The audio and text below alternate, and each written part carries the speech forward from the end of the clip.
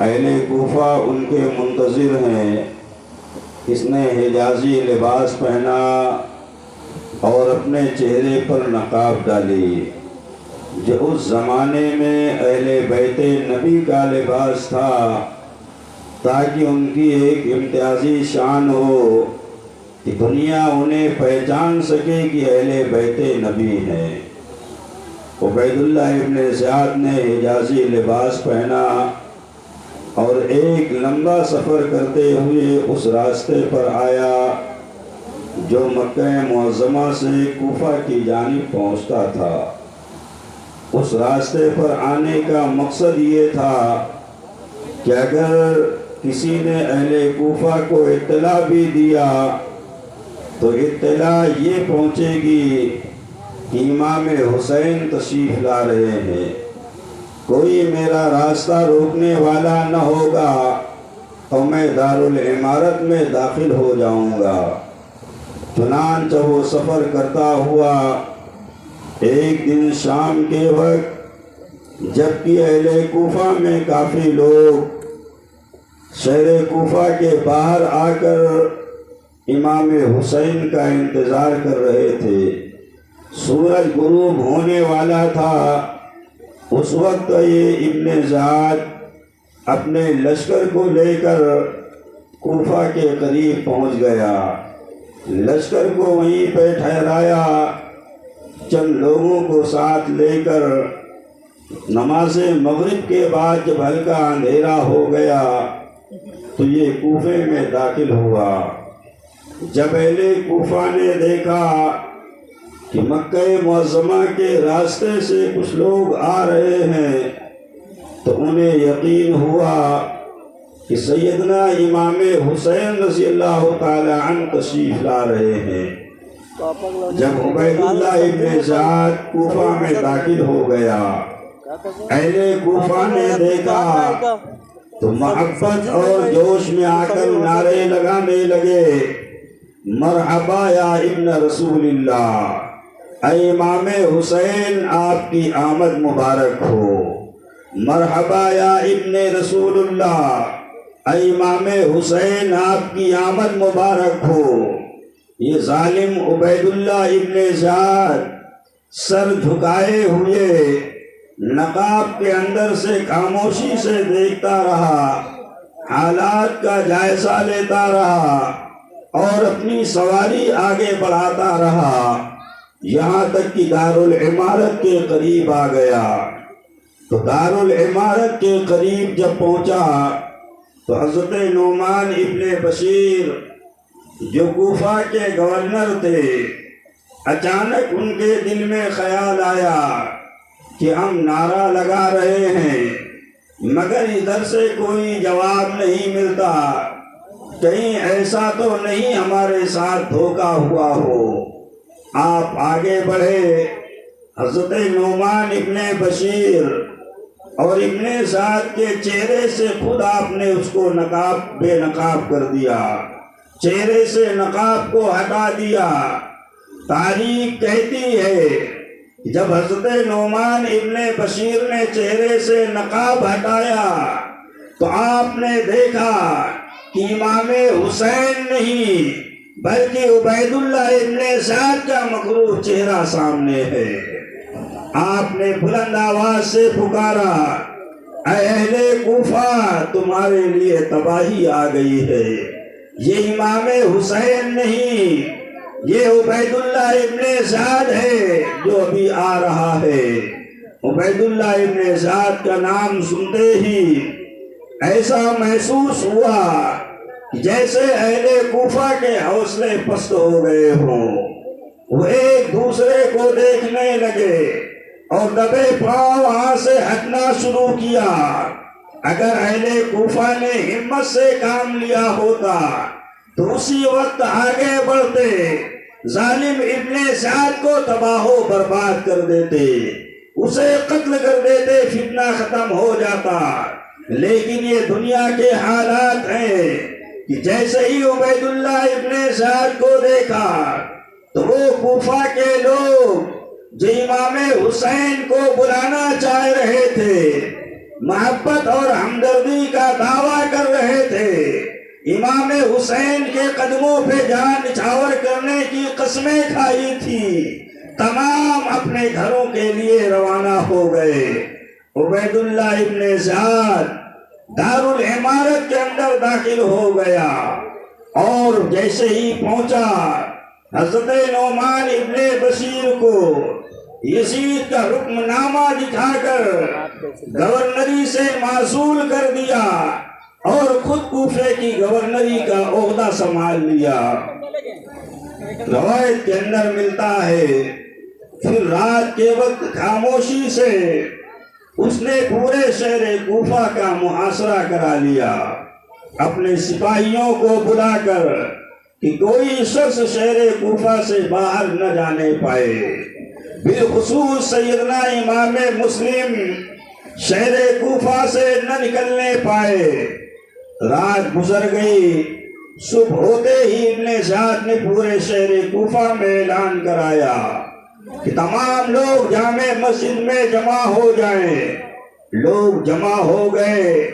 عبید اللہ ابن زیاد منبر پر کھڑا ہوا اور کہتا ہے، اے لوگوں، مجھے یہ اطلاع ملی ہے کہ تم نے امام حسین کے نام کی بیعت کی ہے امام مسلم کے ہاتھ پر اور یزید کی مخالفت کیا ہے، تو کان کھول کر سن لو کہ اگر یزید سے مخالفت کا معاملہ رہا اور امام حسین سے محبت کا دعویٰ رہا تو یاد رکھنا کہ ہم تمہارے گھروں کو گرا دیں گے، تمہاری عورتوں کو بیوہ کر دیں گے، تمہاری جائیداد پر قبضہ کر لیں گے، تمہارے بچوں کو قتل کر دیں گے۔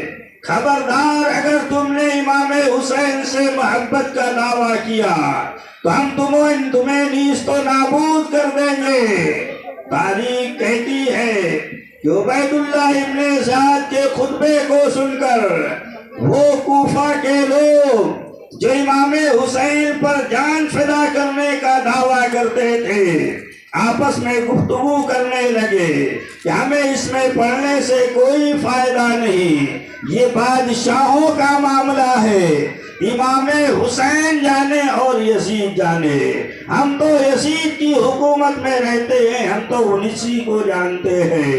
اللہ اکبر، یہ دنیا کی بے وفائی ہے۔ تمام اہل کوفہ نے امام مسلم کی بیعت کو توڑ دیا، امام حسین کی بیعت کو توڑ دیا۔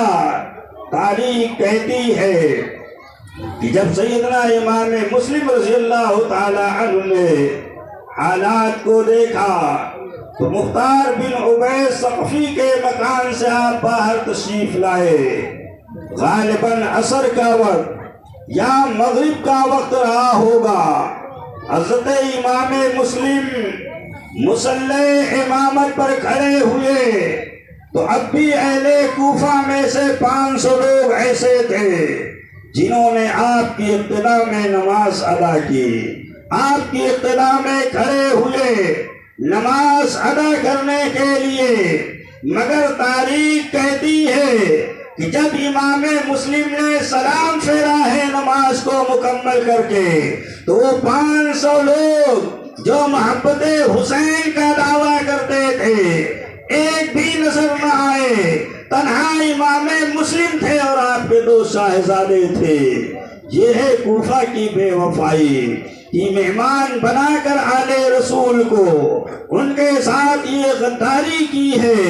حضرت امام مسلم نے اسی وقت انا للہ و انا الیہ راجعون پڑھا اور پھر نماز سے فارغ ہو کر آپ باہر تشریف لائے، اپنے شاہزادوں کو اس وقت کے ایک قاضی جن کا نام قاضی شریح تھا ان کے حوالے کیا اور کہا، اے قاضی شریح، میرے ساتھ جو گزرے گی وہ دیکھا جائے گا، لیکن آپ اتنا کریں کہ ان شاہزادوں کو کسی صورت سے مدینۃ الرسول پہنچا دے، کل قیامت میں نانا جان سے آپ کو اس کا بدلہ دلا دیں گے۔ حضرت قاضی شریح نے قبول کر لیا۔ امام مسلم رضی اللہ تعالی عنہ، رات کا وقت ہے، دل میں خیال آیا کہاں جائیں، اچانک خیال آیا کہ حضرت ہانی بن عروہ جو محب اہل بیت ہیں، اہل بیت نبی کے چاہنے والے ہیں، چلو ان کے مکان پہ چلتے ہیں۔ حضرت امام مسلم تشریف لائے، کنی کھٹکھٹائی، حضرت کا بوسہ لیا اور عرض کیا حضور آپ میرے یہاں تشریف لائیے، جب تک میرے جسم میں خون کا ایک قطرہ باقی ہے آپ تک ابن سعد کی تلوار نہیں پہنچ سکتی ہے۔ حضرت ہانی ابن عروہ کو اللہ نے عظمت عطا فرمائی تھی، آپ اپنے قبیلے کے سردار تھے، جب کسی محاذ پر آپ جاتے تو آپ کے ساتھ ایک دو نہیں 4000 سوار اور 8000 پیدل آپ کے ساتھ چلا کرتے تھے۔ اللہ نے آپ کو وقار دیا تھا اور ہمت بھی دی تھی۔ امام مسلم سے ادب سے عرض کرتے ہیں حضور آپ میرے مکان میں تشریف لائیں، ہم آپ کی خدمت کے لیے تیار ہیں، اور جب تک زندگی باقی ہے آپ پر ابن سعد کی تلوار نہیں پہنچ سکتی۔ امام مسلم وہیں پہ ٹھہر گئے۔ ادھر ابن سعد نے لوگوں سے کہا بھی تھی، جب حضرت ہانی کے بارے میں پوچھا تو لوگوں نے اطلاع دی کہ حضرت ہانی اس وقت بیمار ہیں۔ واقعی آپ بیمار تھے۔ عبید اللہ ابن سعد نے کہلا بھیجا کہ ہم آپ کی عیادت کے لیے آ رہے ہیں۔ جب حضرت ہانی کو اطلاع ملی تو حضرت ہانی امام مسلم کے قریب آئے اور بڑی محبت سے عرض کیا، اے امام مسلم، عبید اللہ ابن سعد میری ملاقات کے لیے آ رہا ہے، آپ اس کمرے میں بیٹھ جائیں، میں اسے اس طرح بٹھاؤں گا کہ اس کمرے کی جانب اس کی پیٹھ ہوگی، اور میں اس سے گفتگو کرتے ہوئے جب میں اشارہ کروں کہ اپنے سر سے عمامے کو اتار کر چارپائی پہ رکھوں تو آپ سمجھ لینا کہ میں اشارہ کر رہا ہوں، آپ باہر نکل کر ظالم ابن سعد کو قتل کرنے فتنہ ختم ہو جائے گا۔ اللہ نے ہمت دی تھی۔ امام مسلم نے فرمایا ٹھیک ہے، لیکن ہونا وہی ہے جو مشیت کے راز ہے، آپ کا مشورہ اپنی جگہ ہے، عمل کی کوشش کروں گا، لیکن ہونا وہی ہے جو مرضی رب ہے۔ اتنے میں ابن سعد آ گیا، حضرت ہانی نے اسی طرح اس کو بٹھایا، کمرے میں امام مسلم ننگی تلوار لیے بیٹھے تھے۔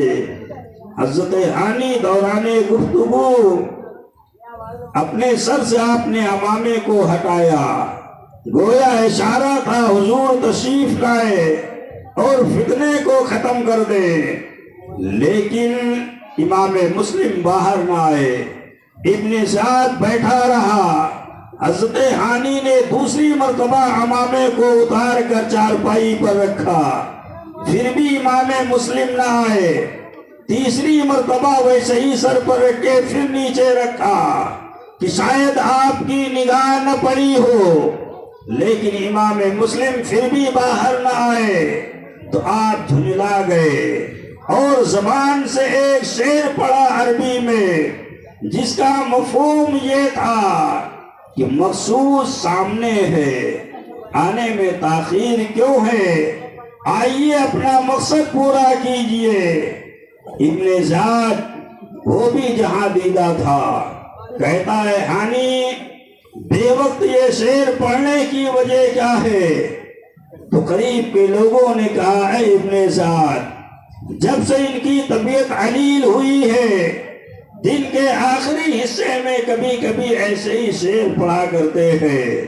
ابن سعد چالاک تھا، اسے خطرہ محسوس ہوا، یہ تو یقین نہیں کہ امام مسلم وہیں تشریف فرما ہے، مگر خطرہ محسوس کیا، فوراً اٹھا اور مکان سے باہر نکل آیا اور پھر دارالعمارت میں پہنچ گیا۔ حضرت ہانی امام مسلم کے قریب آئے اور عرض کیا حضور بڑا سہانا موقع تھا جو ہاتھ سے نکل گیا، اگر آپ اسے قتل کر دیتے فتنہ ختم ہو جاتا۔ تو حضرت امام مسلم نے فرمایا اے حضرت ہانی آپ کا مشورہ اپنی جگہ ہے، لیکن میرے دل میں یہ خیال آیا کہ عبید اللہ ابن زیاد کیسا بھی صحیح لیکن اس وقت آپ کا مہمان بنا ہوا ہے، اس وقت آپ کا مہمان ہے، لیکن آپ کے مشورے کے مطابق میں نے باہر نکلنے کی کوشش کی، کسی نے مضبوطی سے میرے کمر کو پکڑ لیا، دوسری مرتبہ آپ نے اشارہ کیا، میں پھر آگے بڑھنا چاہا مگر پھر کسی نے میرے کمر کو پکڑ لیا، جب تیسری مرتبہ آپ نے اشارہ کیا میں پوری قوت سمیٹ کر اٹھنا چاہا، کسی نے میری کمر کو پکڑ لیا اور غیب سے آواز آئی اے امام مسلم ابھی ٹھہر جائے، ابھی ظالم کا وقت پورا نہیں ہوا، ابھی اس کا نامہ اعمال اور سیاہ ہونا ہے، ابھی لبریز نہیں ہوا، آپ اپنی جگہ بیٹھ جائیں، مشیت کے راز کچھ اور ہے۔ تو اے حضرت ہانی آپ کا سوچنا اپنی جگہ ہے، میرا سوچنا اپنی جگہ ہے، لیکن ہونا وہی ہے جو مرضی رب ہے، مرضی رب پر میں بھی راضی ہوں اور آپ بھی راضی ہیں۔ حضرت ہانی نے کہا حضور مرضی رب یہی ہے تو ہمیں کوئی پرواہ نہیں، جو مرضی رب ہوگی وہ ہو کر رہے گا۔ چنانچہ ادھر ابن زیاد جاسوسوں کو چھوڑ رکھا تھا، ان جاسوسوں میں ایک جاسوس جس کا نام باقل تھا، یہ بڑا خطرناک جاسوس تھا، بڑا جہاں دیدہ تھا، یہ سراغ لگانا شروع کیا، چاروں طرف سے سراغ لگانا شروع کیا، اور یہ گلیوں میں نہیں گھومتا تھا بلکہ مسجدوں میں جاتا، لوگوں سے پوچھتا شاید کہیں سراغ مل جائے۔ کچھ دنوں کے بعد یہ اس مسجد میں آیا جو حضرت ہانی کے محلے میں مسجد تھی، نماز کا وقت تھا، ایک شخص ایک محب اہل بیت جن کا نام حضرت مسلم ابن اوسجہ ہے، یہ نماز پڑھ رہے تھے، یہ ظالم قریب بیٹھ گیا، ماقل نامی جاسوس قریب بیٹھ گیا اور گریہ وساری کرنے لگا، اس طرح چلا چلا کر رونا شروع کیا، معلوم ایسا ہو رہا تھا کہ شاید اس کے اوپر مصیبتوں کا پہاڑ ٹوٹ گیا ہے۔ حضرت مسلم ابن اوسجہ جب نماز سے فارغ ہوئے، اس سے پوچھا تیرا کیا حال ہے؟ تو یہ شخص کہتا ہے مکاری کے طور پر کہ حضور ہم امام حسین کے بھیجے ہوئے آئے ہیں، دیکھیں چال بازی غداری دیکھیں، کہتا ہے ہم امام حسین کے بھیجے ہوئے آئے ہیں، امام حسین نے مجھے اس لیے بھیجا کہ امام مسلم دشمنوں کے نرغے میں ہیں، لہذا جاؤ خاموشی سے ان سے ملاقات کرو، اور 3000 دینار بھی مجھے دیا کہ اس کو امام مسلم کو پہنچا دینا، اس سے وہ اپنے ہتھیار اور ضرورت کے سامان خرید لیں گے۔ میں کافی دنوں سے تلاش کر رہا ہوں لیکن مجھے کچھ خبر نہیں۔ حضرت مسلم ابن اوسجہ آپ بھولے بھالے انسان تھے، یہ ظالم کہتا ہے اے حضرت مسلم ابن اوسجہ مجھے یقین ہے کہ آپ کو امام مسلم کی خبر ہے۔ آپ نے فرمایا تجھے کیسے یقین ہے؟ تو کہتا ہے حضور آپ کے نماز پڑھنے کا طریقہ بتا رہا ہے، کیسی محبت سے نماز پڑھنے والا، امام حسین کا شہدائی ہو سکتا ہے، اس کے علاوہ نہیں۔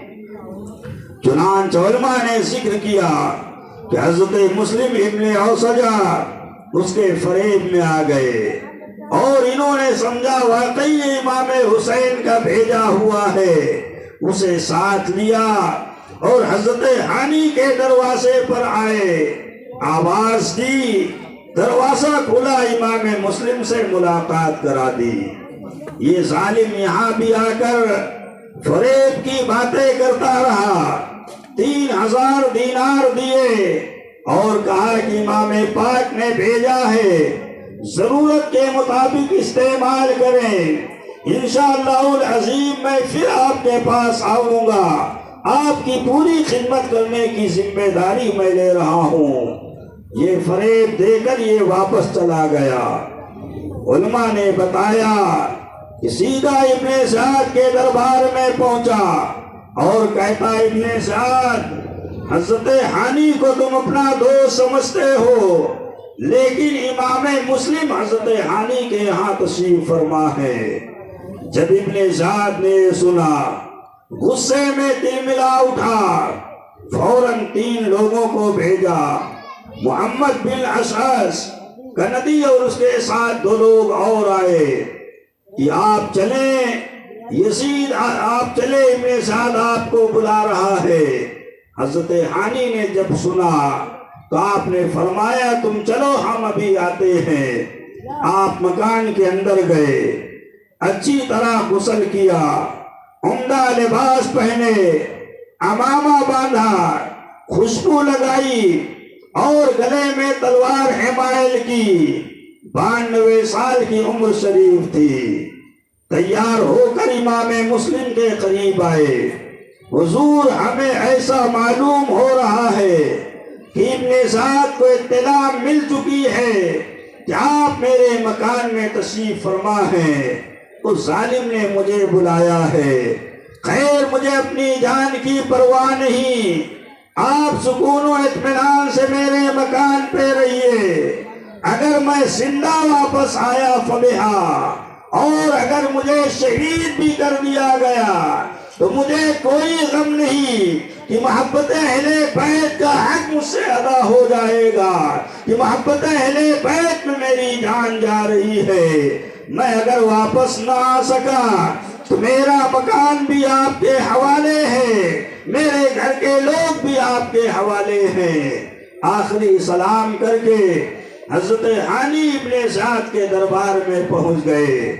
جب ابن سعد نے آپ کو دیکھا تو اس نے چہرہ گھما لیا، آپ اور آگے بڑھے، اس نے پھر چہرے کو گھما لیا۔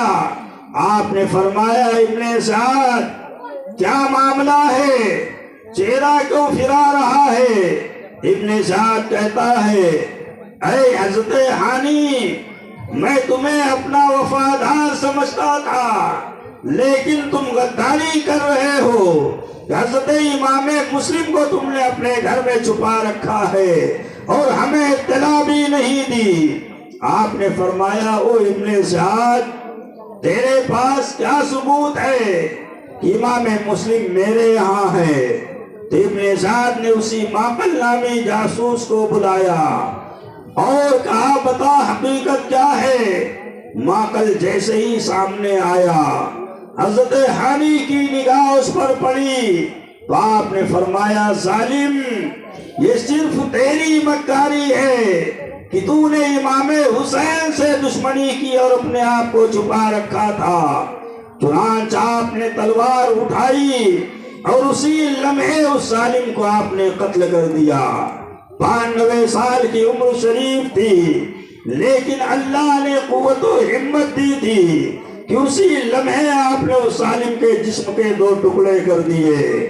وہ ظالم دولت کی لالچ میں آیا تھا، مگر نتیجہ یہ نکلا کہ نہ خدا ہی ملا، نہ وصال صنم، نہ ادھر کا ہوا نہ ادھر کا ہوا۔ جب ابن سعد نے اسے جب حضرت ہانی نے اسے قتل کیا، ابن سعد غصے میں آیا اور ایک چھڑی اس کے ہاتھ میں تھی، حضرت ہانی کے چہرے پہ مارا جو ناک کی ہڈی پہ لگی۔ خون جاری ہو گیا۔ حضرت ہانی نے بھی تلوار اٹھائی، ابن سعد پر وار کیا جو اس کے ران پہ پڑا، اور ابن سعد چیخنے لگا، اپنے درباریوں سے کہتا ہے کہ تمہاری غیرت کہاں مردہ ہو گئی؟ ایک تنہا میرے غلام کو بھی اس نے قتل کیا، مجھے بھی زخمی کر دیا، اور تم لوگ دیکھ رہے ہو، تمہاری غیرت کہاں مردہ ہو چکی ہے؟ ابن سعد کے کہنے پر اس کے درباری چاروں طرف سے آپ پر حملہ آور ہو گئے۔ حضرت ہانی اس حالت میں بھی تلوار چلاتے رہے، کئی یزیدیوں کو واصل جہنم کیا، آخر آپ زخموں سے چور چور ہو کر آپ نے بھی شہادت کا جام نوش کر لیا۔ انا للہ و انا الیہ راجعون۔ جب حضرت ہانی کی شہادت ہو گئی تو ابن سعد نے پورے شہر کوفہ میں اعلان کرایا کہ جو شخص امام مسلم سے وفاداری کا دم بھرے گا اسے قتل کر دیا جائے گا۔ لاش کو وہیں پہ محفوظ رکھا گیا دارالعمارت کے اندر، مگر کسی طرح یہ اطلاع حضرت ہانی کے قبیلے والوں کو مل گئی۔ حضرت ہانی کے بارے میں نے ذکر کیا کہ قبیلے کے آپ سردار تھے، 12,000 لوگ آپ کے ساتھ چلا کرتے تھے، 4,000 سوار، 8,000 پیدل آپ کے ساتھ رہتے تھے۔ جب انہیں اطلاع ملی تو انہوں نے دارالعمارت کا محاصرہ کر لیا۔ قریب تھا کہ دارالعمارت کی اینٹ سے اینٹ بجا دیتے، لیکن ہر دور میں بکنے والے ہوئے ہیں، جبہ و دستار والے بھی، عالم فاضل کہلانے والے بھی، قاضی کہلانے والے بھی، دنیا کی دولت کے لالچ میں آ کر اپنے دین و ایمان کا سودا کیا ہے، دنیا کو بچایا ہے، ایمان کو بیچا ہے۔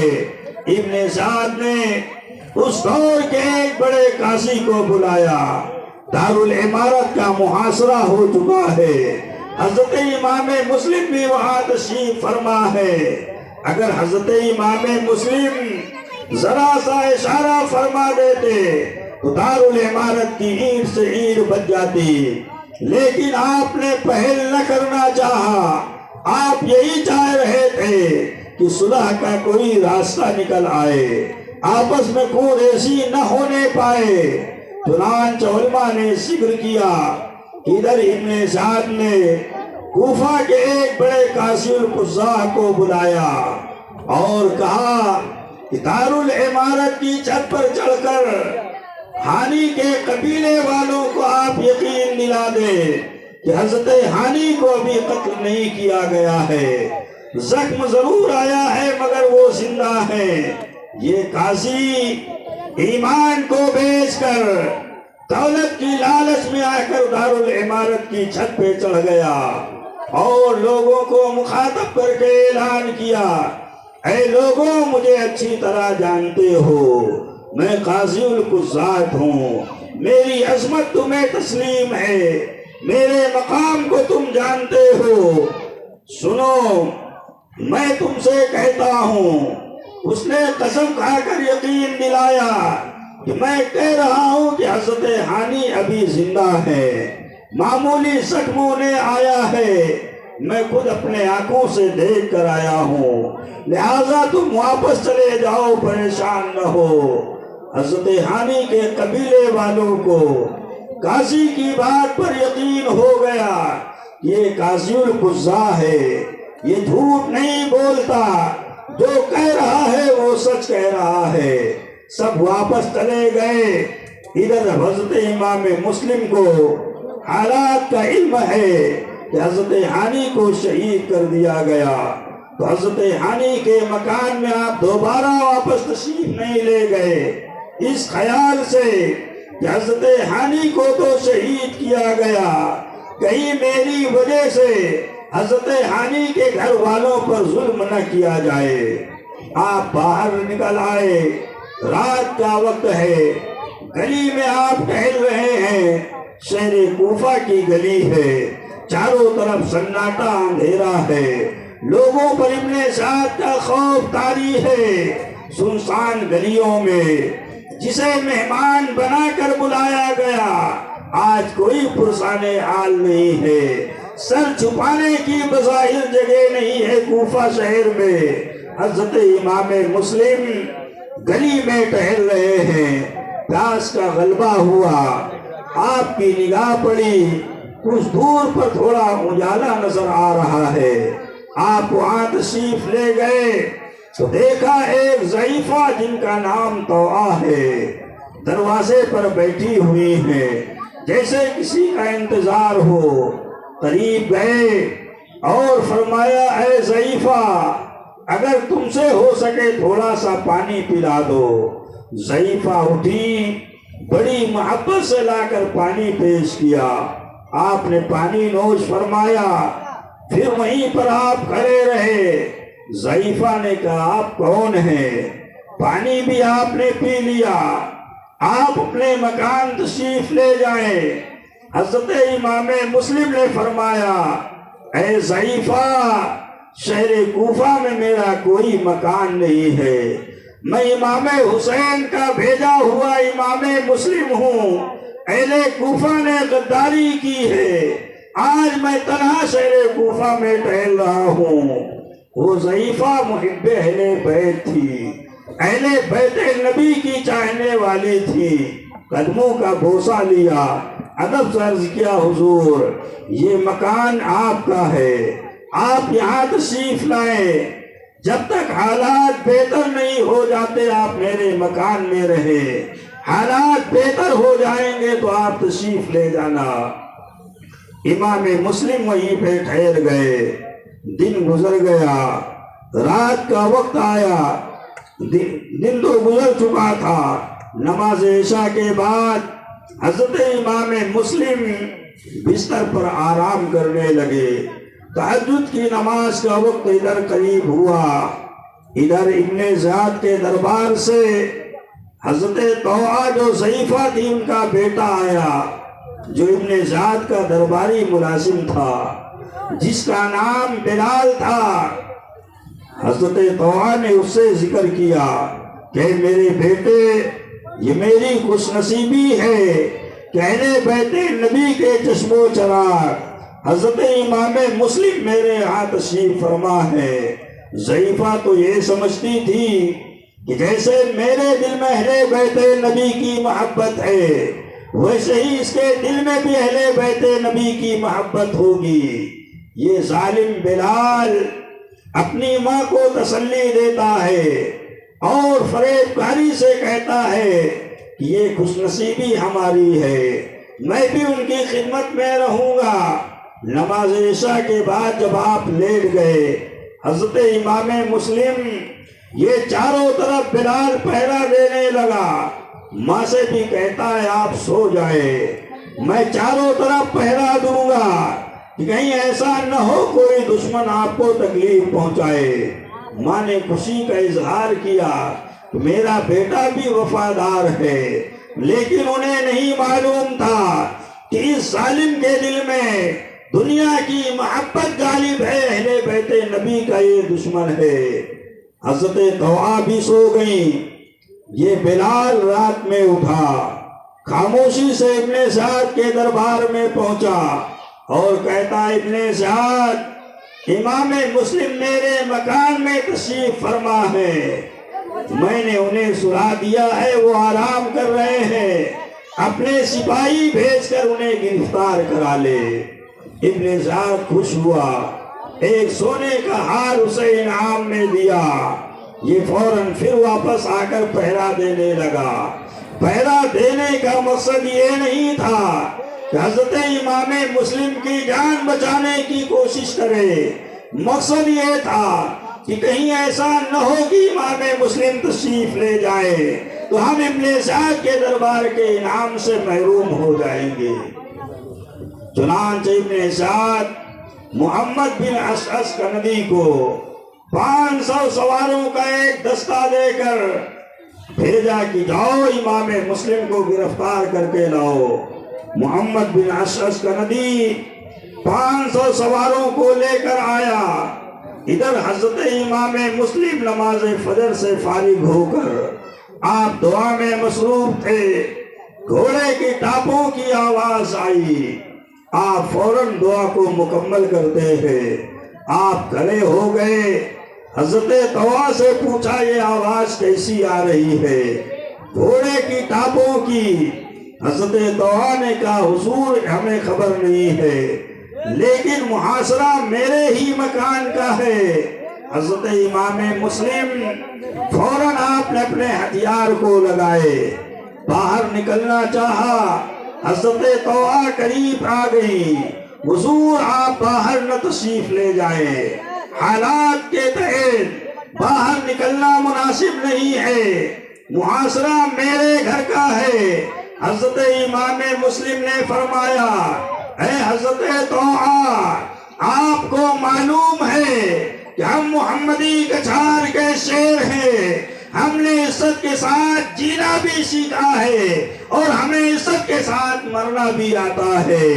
بزدلوں کے طریقے سے ہم یہاں اندر نہیں بیٹھیں گے، ہم باہر نکل کر ان کا مقابلہ کریں گے۔ موت آئے گی تو عزت کی موت آئے گی، ہمیں ذلت کی موت پسند نہیں ہے۔ حضرت امام مسلم باہر آنے لگے۔ حضرت طوا نے پھر منت و سماجت کی، کہا حضور میری خطا کو معاف کر دیں گے۔ امام مسلم نے فرمایا اے طوا، خطا تمہاری نہیں ہے، تم نے میرے ساتھ احسان کیا، کل قیامت میں لالا جان سے کہہ کے تمہاری شفاعت کراؤں گا۔ خطا تمہارے بیٹے نے کیا ہے، سزا اسے ملے گی۔ آپ باہر نکل آئے، مقابلہ شروع ہو گیا۔ تاریخ کہتی ہے کہ حضرت امام مسلم محمدی کچھار کے شیر تھے۔ جب آپ نے لشکر یزید پر حملہ کیا ہے تو ایک ہی حملے میں ایک دو نہیں 150 یزیدیوں کو آپ نے واصل جہنم کیا ہے۔ یہ ہمت و شجاعت آپ کی تھی۔ جب محمد بن ارشد کندی نے دیکھا کہ مقابلہ آسان نہیں ہے، فوراً ابن سعد کو اطلاع دیا کہ لشکر اور دیا جائے، سپاہی اور دیے جائیں۔ ابن سعد نے کہلا بھیجا کہ 500 سواروں کا دستہ کم ہے، تنہا ایک شخص کے گرفتار کرنے کے لیے محمد بن اشعث کندی جھملا گیا۔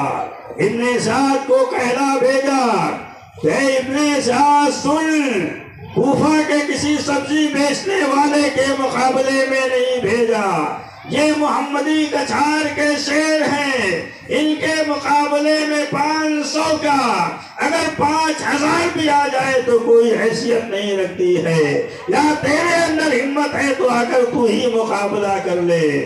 چنانچہ روایت کے اندر ملتا ہے محمد ابن اشعث کندی کے کہنے پر پھر 1500 کا لشکر پھر آیا، لیکن مقابلہ آسان نہیں تھا۔ حضرت امام مسلم ایسا محسوس ہو رہا تھا کہ جیسا کوئی شیر بدر سامنے کھڑا ہے۔ جب یزیدیوں نے دیکھا کیسے مقابلہ آسان نہیں ہے تو ظالم یزیدی ایک چال چلتے ہیں، تھوڑا آڑ میں جا کر ایک گہرا گڈھا کھودا اور اس کو ہلکی لکڑیوں سے پاڑ دیا۔ اپنے لشکریوں سے کہا کہ اس گہرے گڈھے کے آگے کوئی نہیں بڑھے گا، اس طرف سے مقابلہ کے لیے للکارو۔ امام مسلم جوش میں آ کر جب اس کے اوپر اپنے پاؤں رکھیں گے تو یقیناً لکڑیاں ٹوٹ جائیں گی، وہ گڑھے میں گر جائیں گے تو انہیں قید کرنا آسان ہوگا۔ کتنے بزدل تھے یزیدیوں نے وہی طریقہ اپنایا کہ دور سے للکارتے رہے۔ ادھر حضرت امام مسلم جوش میں آ کر آگے بڑھے، بظاہر آپ کو خبر نہ ہو سکی، اور حقیقت یہ ہے کہ مشیت کے راز یہی تھے۔ جیسے ہی ان لکڑیوں کے اوپر جن پہ ہلکی مٹی ڈالی گئی تھی پاؤں پڑا، آپ گڑھے کے اندر آ گئے۔ چاروں طرف سے تیروں کی بارش شروع ہو گئی، نیزوں کا وار شروع ہو گیا، چاروں طرف سے پتھر آ رہے ہیں۔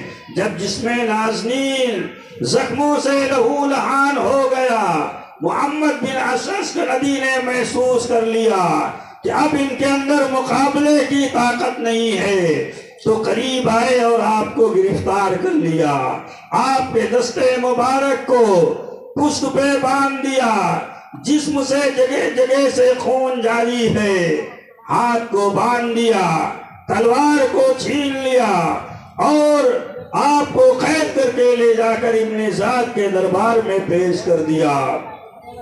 جب ابن سعد کے دربار میں آپ پہنچے تو آپ پر پیاس کا غلبہ بھی تھا۔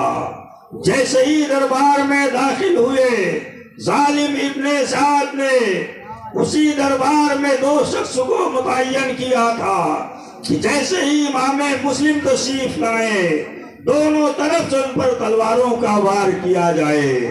جیسے ہی آپ داخل ہوئے، ان ظالم یزیدیوں نے آپ پر حملہ کر دیا، آپ کو زخم بھی آیا، ہونٹ مبارک آپ کے کٹ گئے۔ پھر ابن سعد کے سامنے جب آپ تشریف لائے تو ابن سعد کہتا ہے، اے امام مسلم، اب بھی وقت ہے، اگر اپنی جان کی خیر چاہتے ہو تو یہ منبر لگا ہوا ہے، ہزاروں کا یہ مجمع ہے، آپ منبر پر کھڑے ہو کر یزید کی حقانیت کا اعلان کر دے اور امام حسین کی غداری کا اعلان کر دے۔ ہم وعدہ کرتے ہیں کہ آپ کی جان بخشی جائے گی، علاج بھی کرایا جائے گا، ٹھنڈا پانی بھی دیا جائے گا، ہر طرح تمہاری حفاظت کی جائے گی۔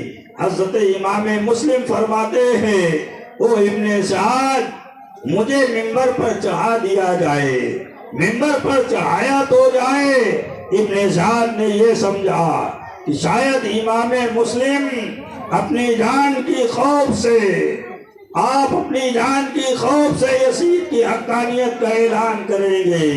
منبر پر امام مسلم کو چڑھا دیا گیا، لیکن دیکھیں اللہ والوں کی شان کہ زخموں سے چور ہیں، ہاتھ بندھے ہوئے ہیں، دشمنوں کے نرغے میں ہیں، لیکن حق گوئی کا عالم یہ ہے کہ منبر پر کھڑے ہو کر فرماتے ہیں، اے اہل کوفہ، اے اہل دربار، کان کھول کر سن لو میرے اعلان کو کہ امام حسین کل بھی سچے تھے اور آج بھی سچے ہیں۔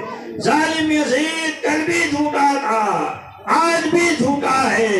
امام حسین سچے ہیں، ابن سعد جھوٹا ہے، یزید جھوٹا ہے۔ آپ نے اعلان کیا تو ابن سعد چراغ پا ہو گیا اور کہتا ہے، امام مسلم، تمہیں اپنی جان کی پرواہ نہیں۔ امام مسلم نے فرمایا، او ظالم سن، اللہ کے حبیب کا یہ فرمان ہے کہ افضل الجہاد الکلمۃ حق عند سلطان جائر۔ نبی فرماتے ہیں کہ افضل جہاد یہ ہے کہ ظالم حاکم کے سامنے حق بات کہہ دینا، جو حق بات کہنی تھی میں نے کہہ دیا، اب تو مجھے قتل کرانا چاہے کرا دے، مجھے اپنی زندگی کی کوئی پرواہ نہیں۔ خوشی اس بات ہے کہ محبت حسین کا حق ادا ہو رہا ہے، محبت نبی کا حق ادا ہو رہا ہے۔ اور وہ ابن سعد سن، ایک جان نہیں، اگر اللہ نے کروڑوں جان دیا ہوتا تو امام حسین پر ایک جان میں نچھاور کر دیا ہوتا۔ ظالم ابن سعد نے جلاد کو بلایا اور کہا، انہیں لے جاؤ اور دار العمارت کی 3ری منزل سے انہیں سر کے بل زمین پر گرا دو تاکہ ان کا سر چکنا چور ہو جائے۔ جلاد آپ کو لے کر دار العمارت کی 3ری منزل پر آئے۔ آپ نے فرمایا، او جلادو، مجھے اتنی مہلت دے دو کہ میں 2 رکعت نماز ادا کر لوں اپنے رب کے حضور۔ انہوں نے کہا یہ موقع نہیں ملے گا۔ فرمایا ایک سجدہ ہی کر لینے دو۔ کہا یہ بھی نہیں ہو سکتا، جو ابن ذات کا حکم ہے ہمیں کرنا وہی ہے۔ فرمایا ظالموں، بظاہر تمہاری قید میں ہوں، مجھے عبادت نہ کرنے دو گے، لیکن میرا دل عشق رسول کا مدینہ ہے، محبت الہی میں سرسار ہے، میرا دل ذاکر ہے، اللہ و رسول کا ذکر کر رہا ہے، مجھے کوئی پرواہ نہیں اگر مجھے شہید کر دو۔ پھر ظالم جلادوں نے آپ کو دارالعمارت کی 3ری منزل سے سر کے بل زمین پر گرا دیا۔ جب آپ دارالعمارت کی چھت سے نیچے آ رہے تھے، امام حسین کی محبت میں بے قراری تھی کہ ہم نے خط بھی بھیجا ہے، وہ تشریف لا رہے ہوں گے، آج مجھ پر یہ ظلم ہوا، کل نواسے رسول کو ظلم و ستم کا نشانہ بنایا جائے گا۔ امام حسین کے معاملات کو سوچ کر آپ پر غم طاری تھا۔ دارالعمارت کی چھت سے نیچے آتے ہوئے آپ نے بلند آواز سے پکارا، یا حسینہ ہو، یعنی اے امام حسین، میں جا رہا ہوں آپ کی محبت میں۔ آپ فرش زمین پر تشریف لائے، سر چکنا چور ہو گیا، شہادت کا جام نوش فرما لیا۔ انا للہ و انا الیہ راجعون۔